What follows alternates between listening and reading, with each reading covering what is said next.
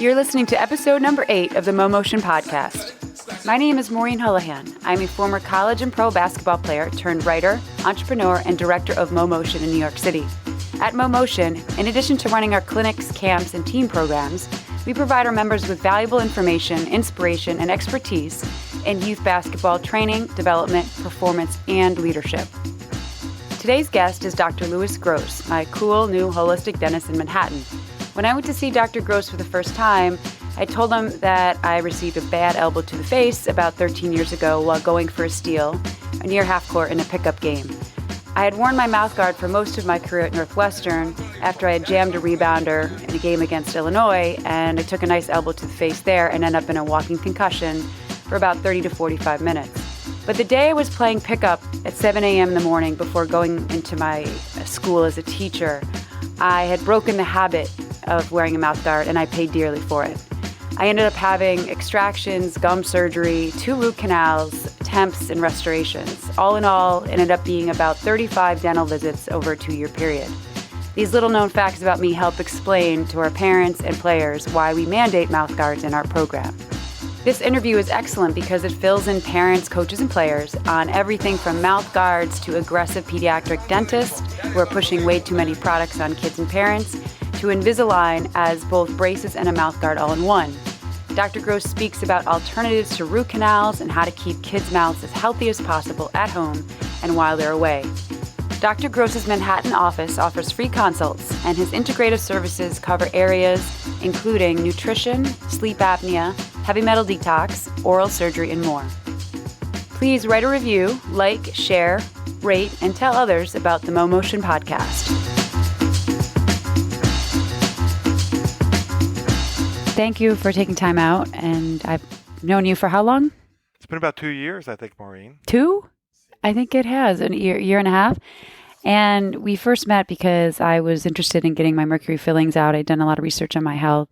And we started talking about youth sports and how you were the commissioner of the Little League, right, for years? Yeah, I created the Downtown Little League. Now it's 25 years. They just had their anniversary. And it started in Tribeca, where I live and have my practice. And at the time, there was nothing downtown as far as any services. And I was on the community board, and they said, well, you have 3 sons, so why don't you start a Little League? And it led to a soccer league and basketball leagues, and all that came out of that. It is now the biggest Little League in the whole country. If you ever drive down the West Side Highway, you see the beautiful fields in Battery Park, and that was all my creation. I was the original founder and president for 10 years. And you've written a book, and you own a restaurant, and you run a holistic dentist practice, right? Yeah, I have a lot of pockets. I do. I have a book, Montauk Tango. It's about opening a restaurant after 9/11 in Montauk. The restaurant's called The Gig Shack. It's very popular with 25 to 30-year-olds. The book won the award for Best Fiction about 7 years ago, and I have a new book coming out called The Alienites. I'll tell you about that some other time. Okay, good. It's a dystopic novel. And then I'm a tango dancer. Anybody needs lessons? Let's knock it all down in one interview. But I really like different people who take on a lot of different projects and have different interests like I do. And we can all learn from each other. And one of the things that I learned from you is a little bit more about my dental health and how my situation based on my age and all the things I've been through with getting my teeth knocked out as a basketball player and kind of where I am now and all the renovation on my mouth, right? All the different changes and then how to look for long-term health for my mouth. But I also want to just go back because I didn't know as a kid all the things we know now, just like with diet. So if you were talking to parents about general nutrition and dental work first, what would you say to them? What are like the most common things before we get to sort of the mouth guard issue, which seems like sort of a no-brainer? Right. Well, the idea of holistic dentistry has been around about 40 years. It started with not using mercury amalgam fillings. Dentists have known about mercury. It's 50% of a silver filling is made out of mercury, and the mercury vaporizes off the teeth, and during the life that mercury is constantly being swallowed. But it's during the removal process that it's most important that you use a holistic dentist. There is an organization called the Holistic Dental Association where you can find anyone nationally who belongs to that organization who takes special protocols to protect the patients from the mercury. We're also anti-root canal, and we have alternatives to root canal. But a case like yours is very classic with trauma to the teeth from sports, and basically every aspect of dentistry should be looked into and see if you can do it less invasively, more naturally. We use products, for instance, our mouth guards are BPA-free. Our fillings are BPA-free. A lot of dentists now are using, of course, not using the mercury because the patients don't want it, although the ADA's position is there's nothing wrong with a little mercury. They finally admit that the mercury escapes from the fillings. I mean, when I started as a dentist 35 years ago, the ADA's position was there's no mercury in the fillings, which was an out-and-out lie. It's 50% mercury. They've known that. And there was a gag order. We were not allowed to tell patients 35 years ago that there'd be any medical improvement by removing the mercury fillings. So they finally released that a little bit, and now they admit that the mercury does escape. But their position is it's not enough mercury to make people ill. So if you believe in that, you should really find a holistic dentist and look for alternatives to root canals, things like that.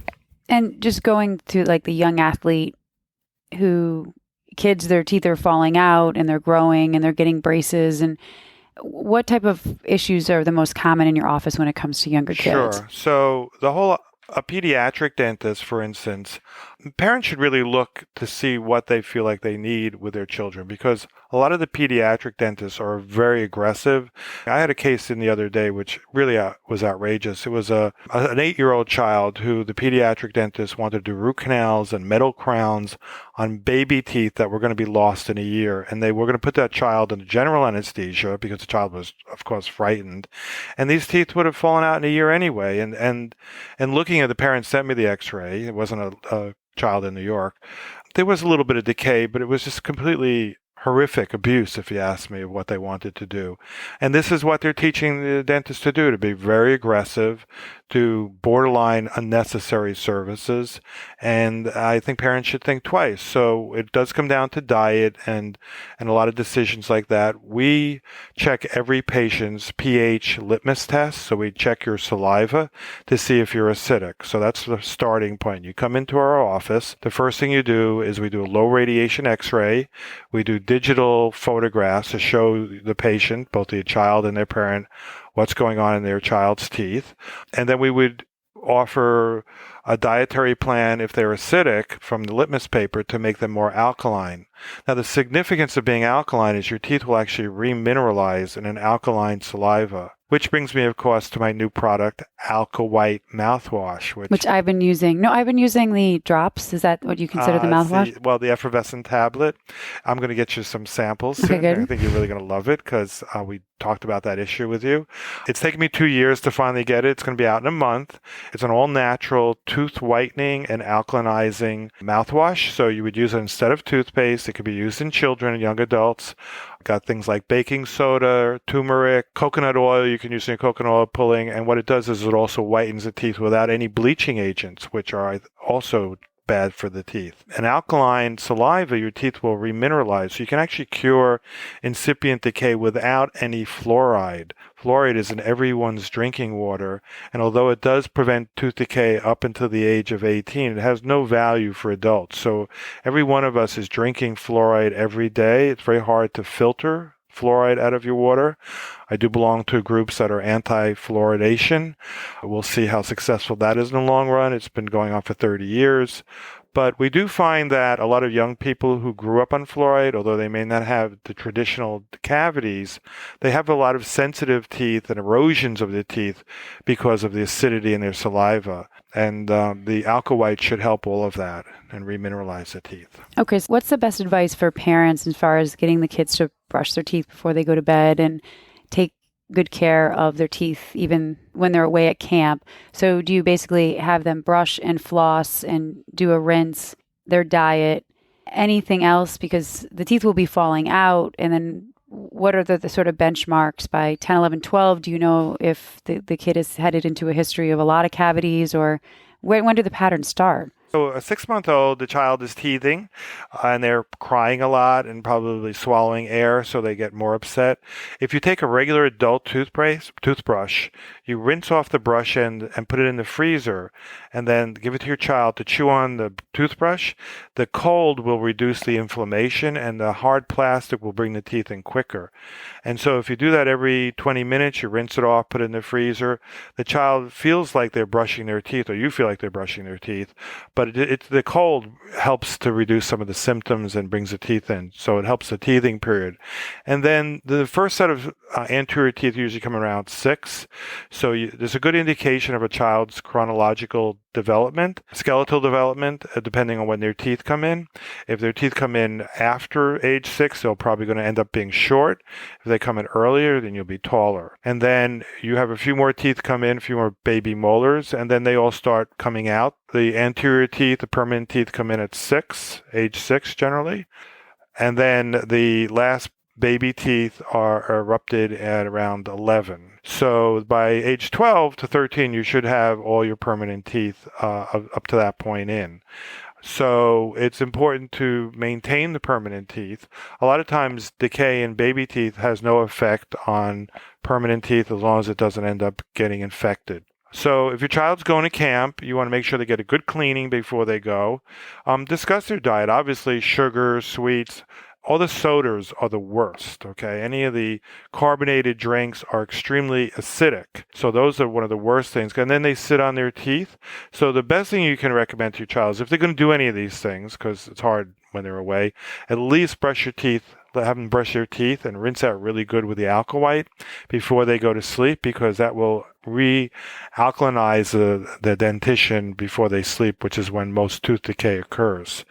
And so things like sugars and stuff that stick to the teeth, any of the sticky candies, those are really bad because they're sticking, the sweets are sticking and immediately break down into acid also. So it's important to get their teeth clean before they go. What about flossing for kids?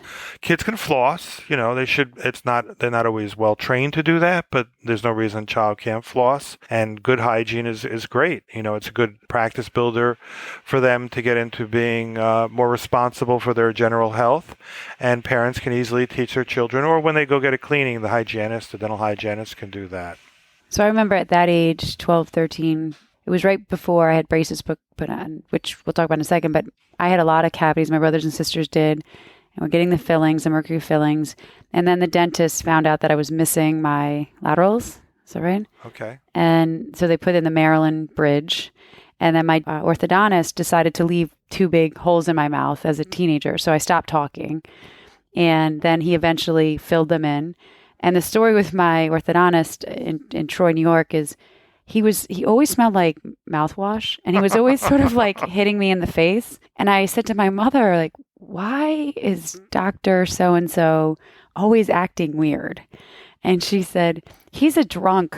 And I said, oh my God, well, why am I going to a drunk, Mom? And she said, because he takes our insurance. Like, just get through it. He knows what he's doing. But in the meantime, I was nervous around him, and he left 2 holes in my mouth where those teeth didn't come in. My uncle has the same problem. My brothers have a little deeper in their mouth. So they put temporary teeth in. And over time, by the time I went to college to play, my braces were off. And I remember one AAU game where all the college coaches were watching, and I got one of my false teeth knocked out, which wasn't hard because it's a false tooth that was attached to my braces. It was actually probably 10th grade. And my coach happened to be a dentist. So he knew he had to take the tooth because it had flipped off the wire. So he pulled out a pair of pliers from the custodian's bag and took the tooth off like in the middle of the game. Right. But nobody knew it was a fake tooth. So it looked like I was really tough. But we'll talk about, dental emergencies for young adults and stuff. Interestingly, the one sport, and I know this, you're a basketball coach, the one sport that I see more dental trauma is from basketball. When I was the president of the Little League, we did require children to wear mouth guards, and a custom-made mouth guard makes a big difference. I mean, the over-the-counter ones you just buy and boil, and they do work, and any of those cheaper ones can work to an extent, but they're not very comfortable. affects your breathing. So it's important to have a good quality one made, custom made by a dentist. Most insurances do pay for mouth guards, and it's a simple enough thing, a great investment in protecting your child. And if they're going to go to camp, get them a mouth guard before they go, and a lot of times they have handles on them so they don't get lost, or they come in kits. So it would be a good investment. Hopefully the child will wear it when they're doing any kind of contact. A lot of times they don't think of basketball as being a contact sport like football and other ththings, but that's the one sport where somebody comes down with an elbow for a rebound that we see more teeth. And a lot of times the tooth is not knocked out. There's this different kind of trauma that we often see where, depending on the force, either the teeth will get chipped and they'll be cold sensitive for a while, but no permanent damage other than the chip to the edges of the teeth, or the tooth can actually get avulsed, meaning knocked out of the child's mouth. That's pretty severe trauma, but it's seen it happen to a lot of kids. In that case, there's different theories about what to do. Best thing to do is to get that tooth as quickly as possible, rinse it off in some cold water, get to a dentist as soon as possible. They can sometimes insert it back in and then fixate it in place. Most likely that tooth will never be the same, obviously, than it was originally. It'll probably need a root canal and it'll probably turn dark, but at least it'll act as a temporary replacement until the child gets a little older. But it probably is permanently damaged at that point. And sometimes you get fractures in the bone if its trauma is bad enough. And these things have to be determined right away. The child to get to a dentist as quickly as possible with any of these injuries. But the mouth guard is the most important thing to prevent it. Well, my first year with MoMotion, my first group of boys, they were in 4th grade and they were scrimmaging, and Dylan got caught up and he went to the ground and he grabbed his mouth and his tooth was cut in half. Beautiful teeth cut right in half. And Zach went and picked up his tooth, and I'm like, I think you should take him right away. And someone said that you should put it in milk or hold it up to the tooth. Is there any truth to that? The milk doesn't really, that was talked about for a long time. More just rinse it off cold water and try to keep it clean. The milk doesn't make a difference. Holding it up to the tooth or keeping it in your mouth doesn't really make any difference. You probably swallow it. It just, you want to retrieve what you can if it's the whole tooth. If it's a broken piece of tooth, most likely a dentist is going to replace it with a composite or a porcelain filling anyway. So we don't usually glue halves of teeth back together. Although, sometimes you could do that. You can bond a piece of broken tooth back into place, depending on where it's broken. I think they may have done that because he was young, and then as he got older, he would get the full. Yeah, I would warn parents, though. A lot of times dentists, if it's broken in half like that, they're going to want to jump into doing a root canal because the tooth's pretty sensitive at first. The thing is, that's the kind of situation where I don't think a root canal is necessary in most cases, because it's usually the incisal third that breaks, and there's still significant tooth underneath. But if the dentist would just desensitize the exposed or cover over the exposed portion of tooth, it should calm down, and then eventually the nerve will recover. But a lot of times the child's in a lot of pain, and dentists love to do root canals. And once they do that root canal, they locking infection into the bone and can lead to permanent health issues later in life.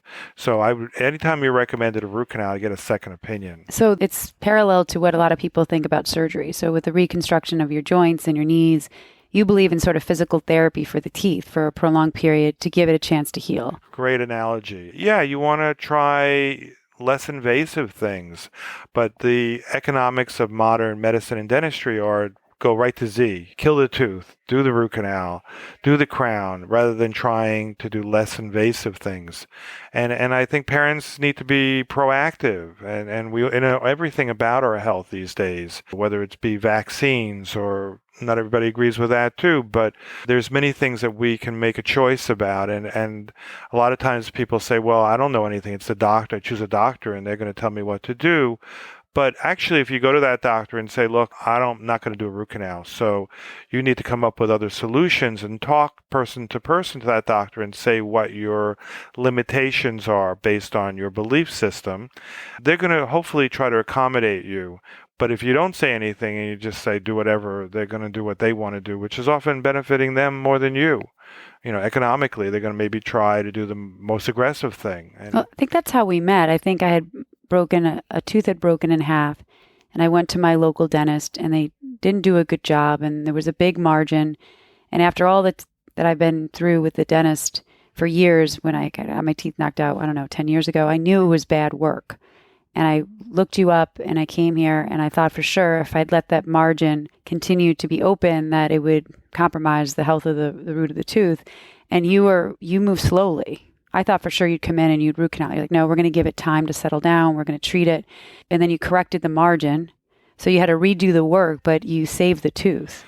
Yeah, well, a lot of times less dentistry, the better, because dentistry is never as good as what God gave us naturally in our own teeth. So that's what I'm saying about being an aggressive consumer and trying to tell the doctor what you want, and making them fit you rather than you fitting into what they tell you to do.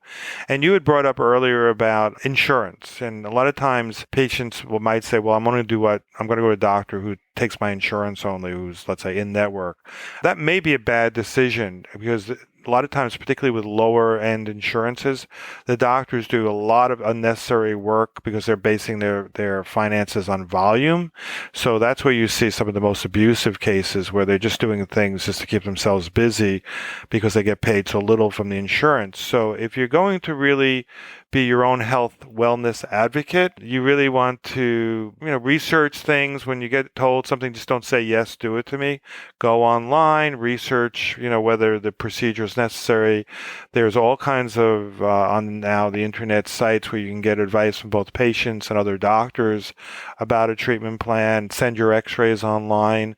It's a different world than it used to be. And I suggest people be aggressive consumers for their own health. Right. So I was upset after speaking with you, and I explained my situation where I got the elbow to the face that knocked out what was a 6-tooth bridge. If it had been 3 and 3, I probably would have knocked out one side of it, but it broke 2 of my teeth, and it was awful. It was trauma, and I went to work, and I was really out of it. And then eventually I had to go to the dentist that day. And when I came to see you, and I said I had 2 root canals and 1 implant because of the damage, I think you said you wouldn't have done one of the root canals. Well, it appeared to me that it was necessary. Of course, that's after the fact. So, but we should look at the root canals and check on them and make sure they don't get infected or there was no signs of what's called a cavitation, which is a chronically infected tooth, and that can be picked up on an X-ray, or sometimes you have to do a CAT scan, which is a 3-dimensional image. The one thing I did want to mention is the newest thing we're doing is now stem cells. So, if you do decide to do implants, we're doing metal-free implants, and we use your own blood stem cells to build up the bony ridge, which is a small amount of blood. We centrifuge it down to the initial growth and stem cells rather than using animal bone. I don't know what the doctor used in you, but most of them out there are opening a can, because it's cheap and easy, of pig bone or cadaver bone, and that's what they're sticking into the socket to build up the bone. But I would never want some kind of foreign animal tissue in my body or a dead person's, and they don't even tell people what they're using. They just say, it's a graft. But unless they take it from your own blood, it is coming from an animal.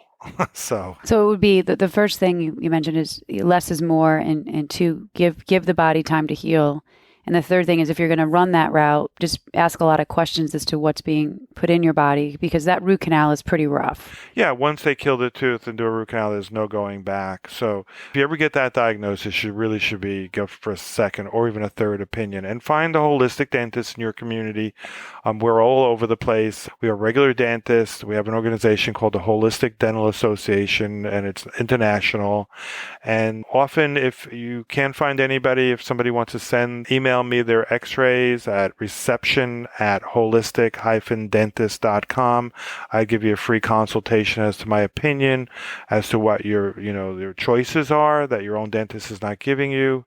And then you can go back to that dentist with a little more information and say, well, I've had other people tell me that's not necessary, doctor. What else can you do besides a root canal on this tooth? And they can medicate the tooth. They can try other things that don't require killing the tooth. So that's what I would suggest. Well, you were helpful even with my nephew. My sister said that her pediatric dentist said that he needed this covering, and he's only 4.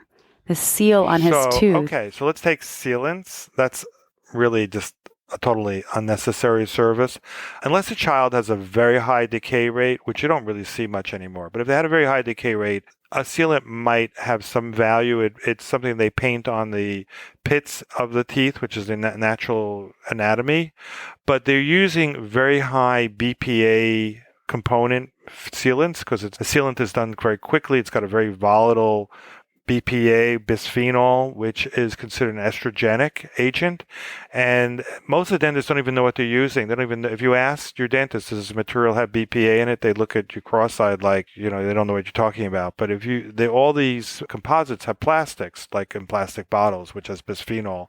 So we've developed a BPA-free composite, and that can be used in the sealant material too, and there's no drilling for that. You just paint it on the teeth. But in general, unless the child has a high decay rate, I don't see any need for sealants. It's just a money maker for the dentist. All right. I want to get to the mouth guards, but I just am looking more at kids, even my nieces and nephew. They got braces really early, whereas I was older, and I had them all consecutively for like a year and a half or 2 years.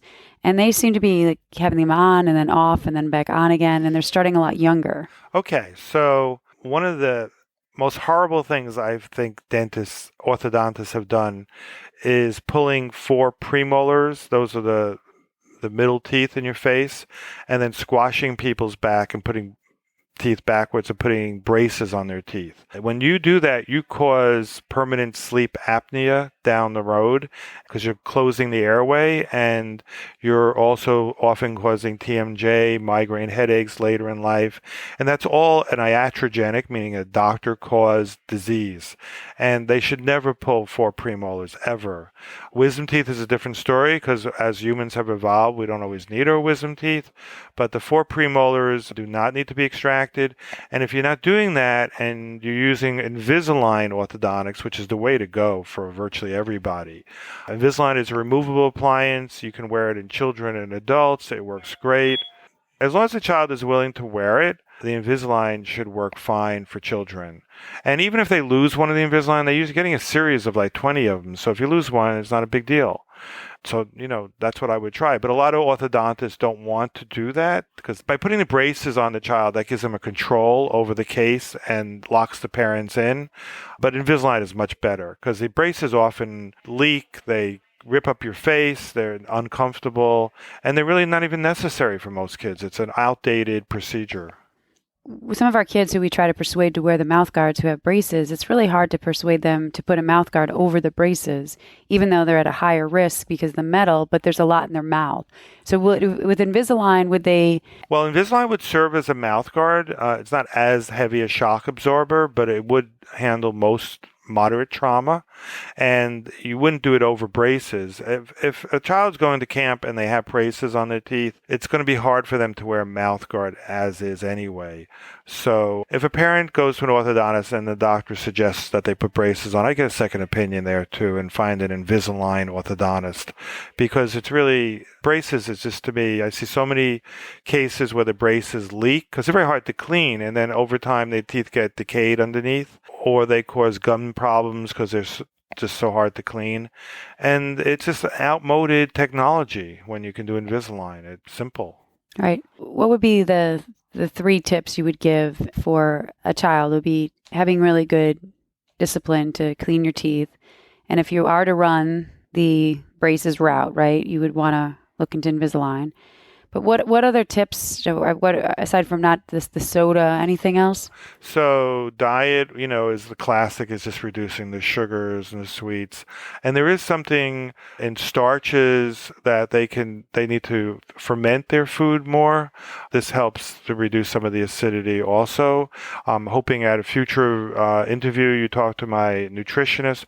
We're an integrative office, by the way. We have nutritionists, craniosacral therapy. We offer acupuncture all on site, all in one office. And we do have all the specialists here. So we have orthodontists, oral surgeons, and everything for that. All those, and holistic hygiene who uses ozone irrigation too. So, but the takeaways for today's interview for parents sending their children away to camp are: have a good vacation without your children. Good riddance. No, go visit your children while they're in camp, because who knows what they're up to. Right. And give them some good, healthy snacks to take with them. Give your child some food choices to go rather than a bag of candies, which we might call goodie bag, but, make it a healthy goodie bag. And all those things can be found online. And give them good hygiene products to take with them, like the Alka-White, so that they don't have to use whatever's they find in the camp to clean their teeth. And with regard to the mouth guard, because so many of the kids lose them, do you get a mold made every year, or how much is the child's mouth changing where the mouth guard isn't going to fit? It doesn't change that quickly. 6 months, it should be stable depending on their age. During those years of puberty, teeth can change somewhat, but 6 months it should work. And depending on the heaviness of the mouth guard, most mouth guards don't need to be that shock absorber heavy that they're going to prevent any eruption. So even just a thin Invisalign style, which is like the bleaching tray kind of thickness, which is like a 0.5 millimeter, it's very thin and clear. You can actually talk with the Invisalign in your mouth. That will act as a shock absorber, just because what happens most times is when you get hit, your lower teeth hit your upper teeth, and then somebody gets traumatized. So just having that little Invisalign appliance in there, which looks like nothing, but actually does absorb some of the trauma. Usually the thinner ones are more expensive because they're more custom. They're about the same price. There shouldn't be any difference. It's taking the mold. And then once the mold's made, if the child loses it, the dentist can just have it remade if it's within a reasonable period of time and send it to the child in camp so they don't have to come back to their dentist and have a new impression. All right. And the boys who saw Dylan Holder knock his tooth out and picked up his tooth, all of them wore mouth guards. Except for him. No, moving forward. Yeah. I think they needed to see the trauma to learn from it, except Max, he was a senior, and you forget, and you think you're cool. And that was what happened to me, where I wore my mouth guard at Northwestern. I had gotten a concussion at Illinois, and it was a walking concussion where I don't remember the game. And then the next week I was at Wisconsin, and I fell back. And ever since then, I would wear a black mouth guard, a purple. I didn't care. And then after I was done playing, and it was sort of, early 30s when I was playing a bunch of pickup, and I was really at half court. I wasn't under the basket, and a guy went for a steal, and he came in my blind spot, and he landed on me at half court, and I didn't have my mouth guard on. Now, he landed on the top, so I don't know if that would help that much, but I do think that once you get used to it, you actually like it. So I think the fourth grade kids, as I did at Northwestern, I like being able to grip my teeth and go to the basket. Yeah. So you have to make it a practice. Well, there's also theories of having a mouth guard in because it elevates your bite, increases your upper body strength. It acts as a leverage force, and particularly if your teeth are very collapsed, and by opening your bite, it opens your airway, which we know breathing. Actually, they've done a lot of recent evidence because I do a lot of sleep studies, and they find that a lot of children who are diagnosed as ADHD is because they're not sleeping, and they're not sleeping because they're not breathing well at home. It could be they're allergic to things, but a lot of that is an actual orthodontic problem. And when you open their bite up orthodontically, once again, without extracting any teeth, when you open their bite up and do the Invisalign, they breathe better, so then they sleep better, and they actually perform better in school. And those borderline ADHD is not because they have a chemical imbalance, they're just not sleeping at night. So parents should really, even with a diagnosis like that, should go look at alternatives. And, we're finding in all the professional sports, anything that's, you're going to do recurrent, there's going to be risk of injuries, and you should do everything you can to protect your child. If they're playing football, there are special helmets now with neck braces. They're finding a lot of the concussions are neck injuries. So any of the football helmets are not doing anything to prevent neck injuries, which are permanent when they happen. I know a chiropractor now has developed a new helmet for kids. So there's lots of things you can do to prevent injuries. Right. And I think it's just being aware of maybe stepping back and looking at the full picture as opposed to just rushing to a decision based on what a medical professional tells you, especially with the sleep apnea, right? You think it's stress or this or that, but it could be dental related too, right? Yeah. These are the gray zone of medicine is who does that. Traditionally, if a child was not performing well in school, it was considered an emotional or a psychological issue. And people were not looking at the fact that the kid just had sleeping issues, which was really other issues. So you have to look at all these things and be a little more creative in your thought process and not just assume that it's a bad child or, they have ADHD. And your sleep apnea event tonight is focused on adults? Yeah, we're going to have a sleep apnea lecture tonight. We will talk about adults and children. Our doctor, Arthur Feigenbaum, is a world-famous diplomat of the American Board of Sleep Studies, and he's giving a lecture tonight. And then Ana Maria Pontes is going to be here, who's our nutritionist. We'll be talking about how sugar can be reduced from your diet. So hopefully we can, maybe people will come in and do a little video of that and watch that. And we'll be here tonight at 17 Park Place in Tribeca. It's perfect. No, it's really enjoyable to come here and see you and see your staff. And you get so much bang for your buck. Like, you learn about nutrition, learn about all the different events you have, and you can know where the tango dancers are hanging out, right? Which I'm going to do. I'm a Lindy Hop ballroom. It's a big commitment, because when I get into something like that, then I really want to do okay at it. So I still have to go to a lesson. But you're taking off for the Hamptons soon, right? I'm here half the week. Tuesday, Wednesday, Thursday. Okay. Is there a good night out? Usually Wednesday nights on the pier on Christopher Street. It's beautiful. You're on in the river. If you just take walk Christopher Street all the way to the west side to the pier, across the highway, it's outside from 6 to 9:30. It's free, and they give lessons early in the evening, and you're dancing at sunset. Okay. So what could be nice? I'm going to put it on the list for July. Let me know if you're going to be there. It's always a pleasure. I appreciate it. We've been talking about this for months, and I'm glad we made it happen. Thank you, Maureen. For more information on holistic dentistry, or to reach out to Dr. Gross himself for the free consult, go to holistic-dentist.com. Be sure to subscribe, tell friends, and rate the MoMotion podcast, and send your feedback so we can up our game and bring helpful information to parents, coaches, and young athletes.